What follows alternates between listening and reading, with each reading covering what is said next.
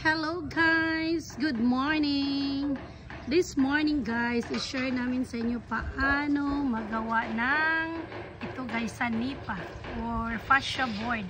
Sanipa guys, ito dito, this is the sanipa ito. So, para ano guys, pag mag-ulan, hindi pumapasok yung water. So, meron namang mga sanipa or fascia board na ready-made. Pero sa amin guys, yung isang cut ng isang board, ginawa namin 4. So, tag 12 inches ganito. So, this one. So, in one, like Hardy Flex, yun, 4 feet yung lapad niya. Pwede nyo i-divide it to 4, tag 12 inches para makagawa kayo ng 4 guys.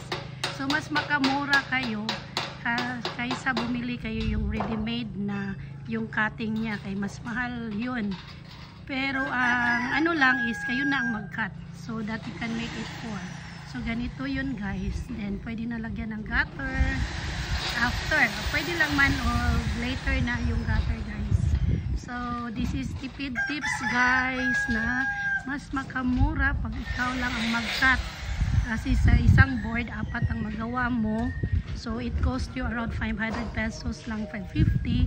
Kaysa magbili ka ng isa-isa na mag-cost ka ng around 800. Diba?